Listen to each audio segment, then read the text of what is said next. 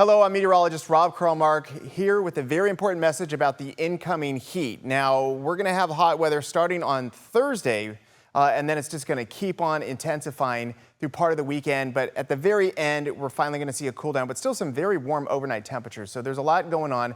We'll go ahead and get started with some of the key items. Now, looking backward just for a second here, you can see that this is a pretty big jump between Wednesday and Thursday.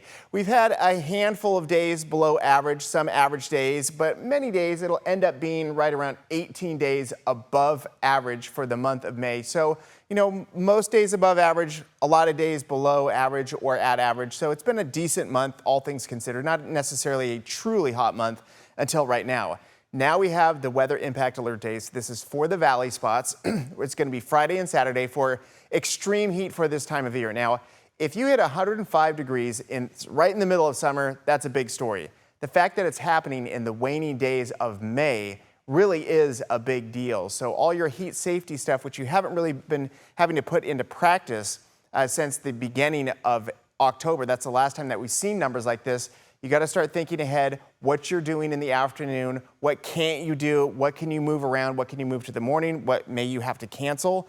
There's a lot of things because this kind of heat, you know, we've seen things more or less line up. Our first 85-degree day was a little bit early. Then our first 90-degree day was about what we expect. First 95-degree day, which is likely going to be today, Thursday, it's about what you expect. But then going 100 or 105, which we could get to, yeah, this is way ahead of schedule. Now, the all-time record high for the month of May is 105 degrees for the Sacramento Executive Airport, which has records going all the way back to 1941. So they know that location, it's well calibrated, it's constantly monitored, so that's a real number, and we're going to be very close to that on Friday.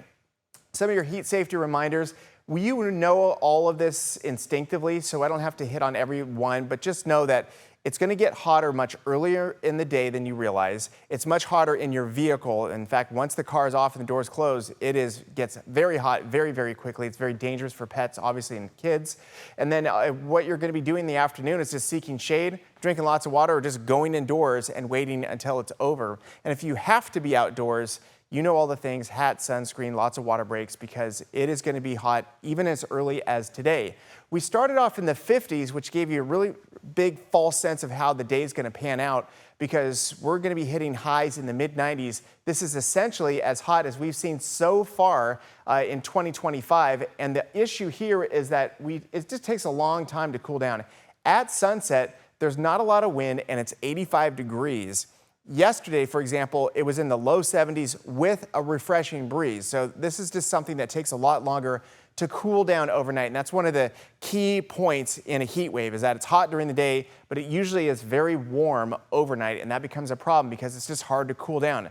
Homes, apartments, everything you can think of just takes a lot longer to cool down. So it remains very warm inside, unless you have air conditioning that's working. Okay, so here's our pattern and here's our setup. It's going to be a heat advisory for 99 degrees to 107. Your 107 degree readings are going to be right around Redding, Fresno, Bakersfield, places that are far away from a place that could get a little bit of relief from the wind. So let me show you what that looks like. It's called the Delta breeze. It's the classic thing that comes in usually when we get hot weather. As the sun gets lower in the sky, it creates a little pressure indifference and it starts to draw in some of that ocean cooled air.